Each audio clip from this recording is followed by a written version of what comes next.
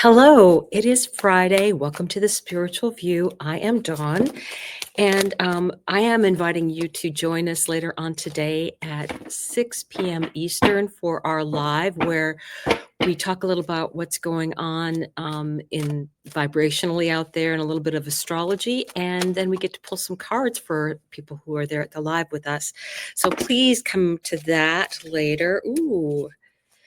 So right now I'm decided to use the Psychic Tarot deck because we are in the energy of way early this morning or late last night. We had the North Node and Neptune go conjunct. And that is very interesting energy as far as the North Node is always going to get us to where we need to be headed in the right direction. And Neptune, you can take the lower vibration of it, of being, were you deceived, were you lied to, you're seeing through that. That's one side of that.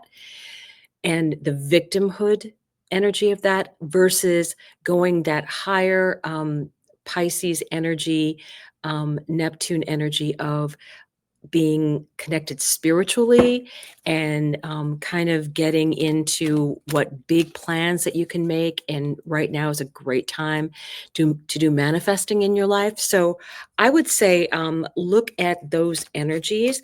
I did have a card fall out already. Awareness. It's a number one card. And what are the synchronicities that are coming up for you? What is showing up in your world right now? What is catching your attention? That higher connection of Pisces, right? And we have this energy of Neptune being there. And I'm going to have to double look up whether I know we have a new moon coming up in Pisces. And Neptune is co-ruler of Pisces. But the other part of that is I'm not certain we're going to have another new moon with Pisces, in Pisces with Neptune there. And if that's the case, that'll be another, I think it's 146 years that it takes for there to be complete cycle. So you're probably talking probably at 135 years before it enters Pisces again. So that's big energy coming up. And with all of this energy that's going to be in Pisces, okay. Definitely.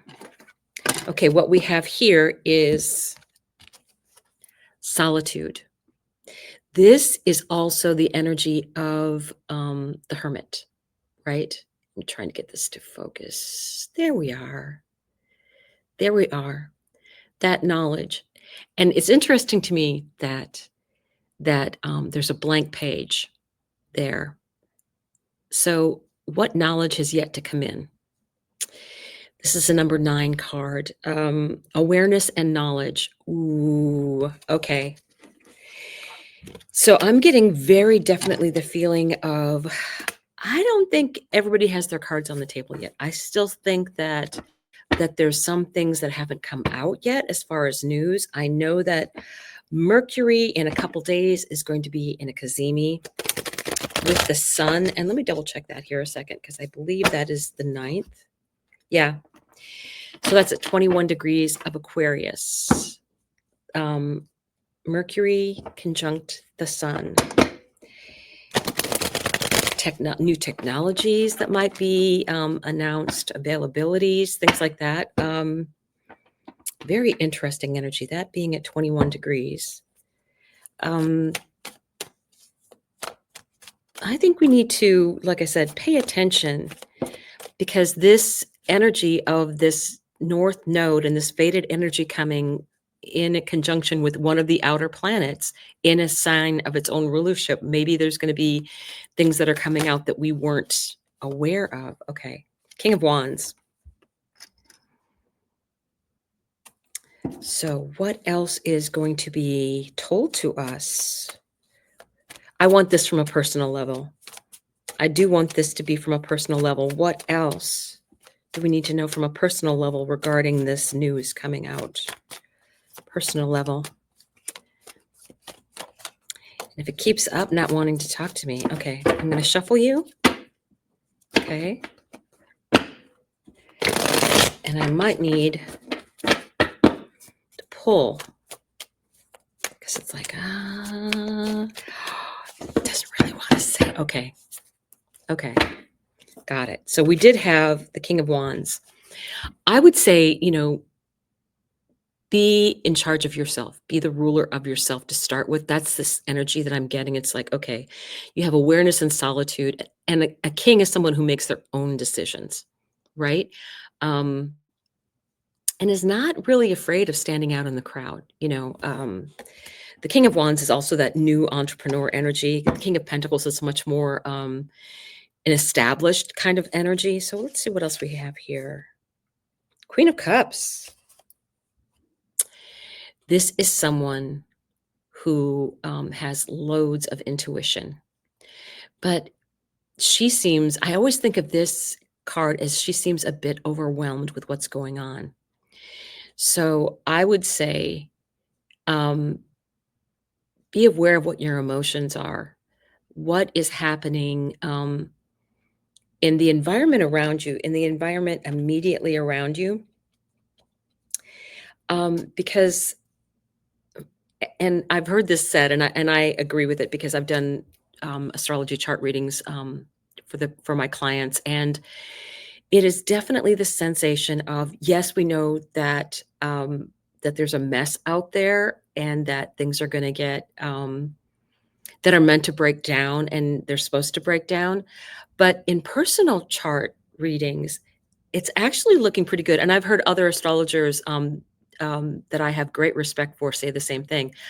Yes, the mundane astrology, the community astrology might be very tough, but actually for individuals, it looks good. Seven of Swords. Now, this came out reversed. Seven of Swords. And that is about strategy. Don't let someone try and pull the wool over your eyes. So this is reversed. Don't fall for it.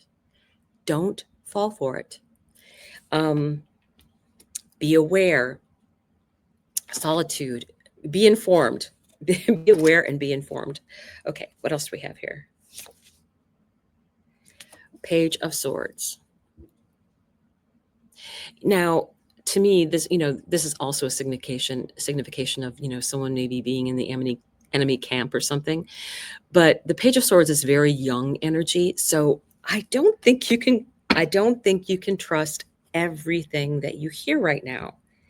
I really get that sense of you have the awareness and you have the solitude, and you really, and both of these people are really not talking, right? They're really keeping that to themselves. So I find that as part of your strategy, I would say, is just take stuff in, watch what's going on. You're going to make your own decisions. Make your own decisions, right? Emotionally, you might feel a bit overwhelmed, but still, she's going to trust her intuition, and that's going to really lead her in the right direction.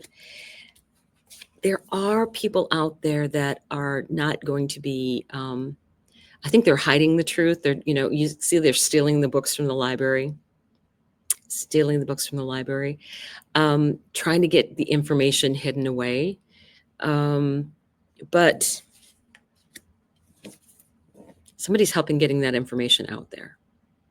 So again, I don't really know how much you can trust what's coming out, but listen to your heart, listen to what's going on here.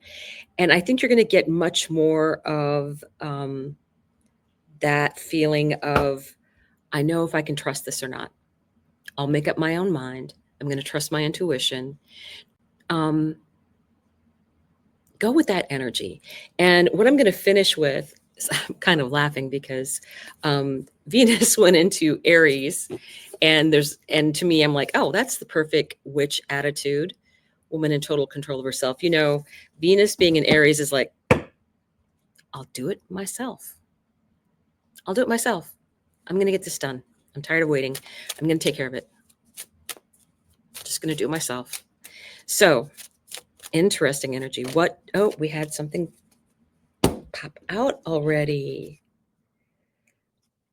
Sisterhood of Reciprocity. It's a number 43 card.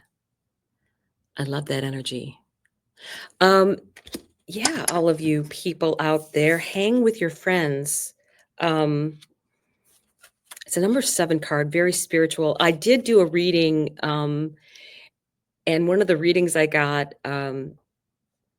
it was very much the energy of, you know, if you are going through a rough time, and sometimes that's the case, the North Node can be, you know, you have the South Node and the North Node. If you have anything in Pisces or anything in Virgo, especially in those later degrees, they're, even if it's things making aspects, especially to the things in Pisces, because right now there's not a lot of things in Virgo other than the South Node for everyone. But there's a ton of stuff that's up in the late degrees of Pisces. We're talking about that 28 degree where that conjunction is taking place. So be aware of that in your chart, truly. 43. And the sensation I got was that, you know, if something happens that was for your greatest and highest good, and in this case, there was like a relationship that was like done, and it's not like it didn't hurt, but it was for your greatest and highest good. And that's why it happened. And the way I think I asked for advice on how to heal that, and it was all about get in with people that you have emotionally a great connection with, your tribe, and just be in that energy and enjoy yourself and have a good time and realize that, you know, it is for my greatest and highest good. It's a, you know, it's something that you do have to deal with because you have to stop and say, what was my lesson in this? Take the lesson and leave the pain behind. Easier said than done, I know. So we have Sisterhood of Reciprocity from the Witch Oracle deck. Tend to your partnerships. This could be a time to review or negotiate business, renew romance or friendship, or nurture the very partnership you have with your own soul. Much of our world suffers from a lack of understanding what our ancestors knew so well. All life is dependent on the generosity of our planet. There is no thriving without her good graces for food, water, shelter, and beauty, and we do well to remember it with reciprocity. Is it time to share? Celebrate her bounty. Give back to her resources, to your relationships or communities. Sure. Long ago, we honored the lack of resources in the winter season with hopeful light-giving ceremonies. We celebrated the harvest with offerings and gratitude. We marked each season, each birth, death, and love affair by honoring our Earth Mother as benefactress.